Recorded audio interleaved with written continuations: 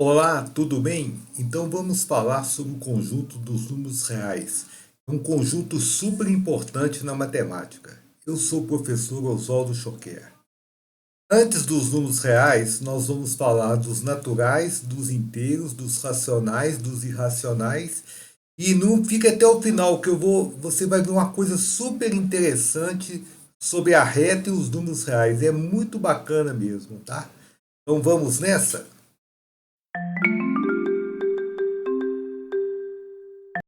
Bem, o conjunto dos números naturais foram os primeiros que apareceram, tá?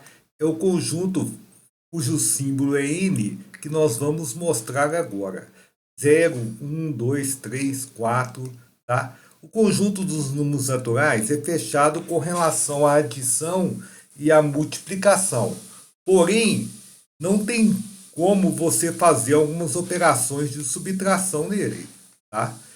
Por exemplo, se você pegar 8 menos 5 é possível, agora 5 menos 8 não é. Então, por exemplo, 3 pertence a n, 4 pertence a n, 3 menos 4 não pertence a n.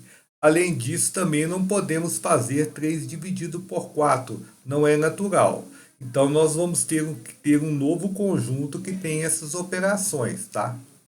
Bem, o conjunto dos números inteiros. Os números inteiros são os naturais acrescido também dos negativos, tá? O símbolo é a letra Z. Então, os inteiros começam lá, menos infinito, né? Menos 8, menos 3, menos 2, menos 1, 0, 1, 2, 3 em diante. O conjunto dos números inteiros dá para fazer todas as adições, as subtrações e as multiplicações, porém ele tem problemas com as divisões, tá? Então, por exemplo, ele não é fechado em relação à divisão. Por exemplo, 3 pertence a Z, 4 pertence a Z, 3 dividido por 4 não pertence a Z. Então, nós temos que fazer um novo conjunto, tá?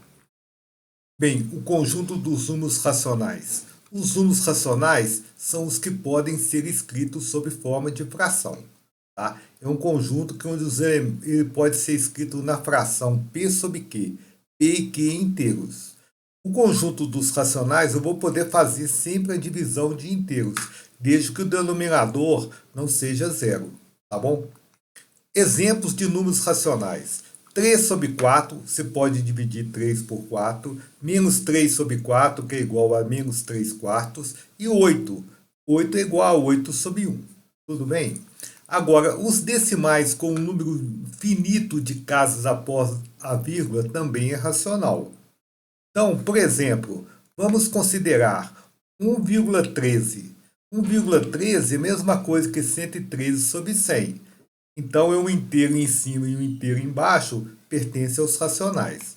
Agora, as dízimas, quando você, após a vírgula, repete um algarismo ou um grupo de algarismo infinitamente, também pode ser escrito sob forma de fração, logo racional.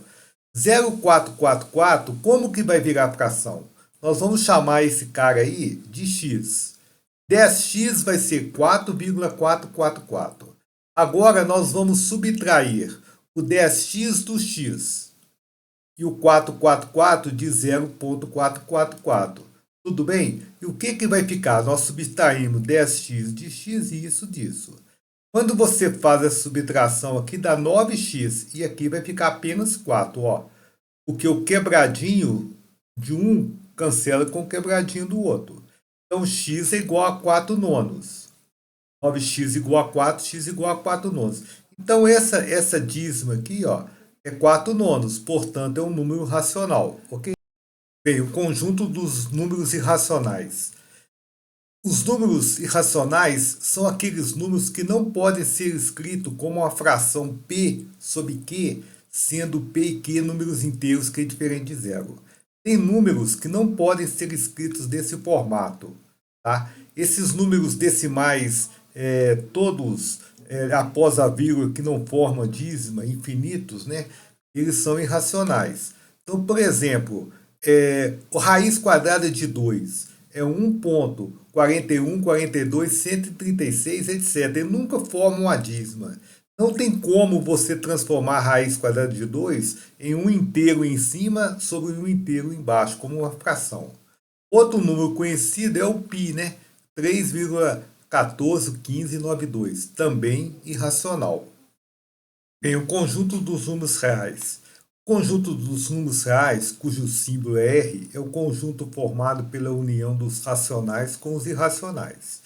R igual a Q, união com I. Veja o diagrama. Do lado esquerdo estão os racionais. O N contido em Z, tá vendo? O N contido em Z e o Z contido em Q. Do lado de cá estão os irracionais. Juntou todo mundo numa panela só, tivemos os números reais. Beleza? Agora, preste atenção. Uma grande importância, e a mais importante talvez, dos números reais é a seguinte. Cada ponto da reta corresponde a um número real. E cada número real corresponde a um ponto da reta. Então, se você marcar um ponto O, à direita de O, você faz segmentos iguais com medida igual a 1. Tá? Então, exemplo. Então, marquei aqui o ponto O, que corresponde ao zero. Tá? À direita, segmentos iguais com medida igual a 1. E à esquerda também. Né? A esquerda vai ser números negativos. Então, você pode falar que o A corresponde ao 3. O B corresponde ao número menos 2. O C corresponde ao meio, na metade de 0 e 1. E o D corresponde à raiz de 2. Aí você fica assim, professor, como que eu vou pôr raiz de 2 na reta? Ela é toda aloprada, 1,41, 42, ele não é um decimal aperiódico, ele não é dízima, nem como é que eu vou desenhar esse número? Eu vou te explicar agora, tá? Olha lá, desenhamos a reta, aqui o O, ponto, o número 0, 1, 2, 3. Vamos fazer um triângulo retângulo aqui, ó. Essa medida aqui é 1. Traçamos a hipotenusa x. Podemos aplicar quem? Teorema de quem? Pitágoras. Se você está gostando do vídeo, clique no vermelhinho, entre no canal. Então, x ao quadrado igual a 1 ao quadrado mais 1 ao quadrado, dá 2. O x é raiz de 2. Então, a distância de 0 até esse ponto aqui, ó, raiz de 2. Agora, eu vou traçar um círculo com centro em O e raio raiz de 2. Como essa distância aqui é raiz de 2, essa distância aqui também é raiz de 2. Olha a raiz de 2 aí na reta aí, gente. Então, a raiz de 2 está aqui. Tudo bem? Beleza? Se você gostou do vídeo, compartilhe esse vídeo com outras pessoas, tá? E até a próxima!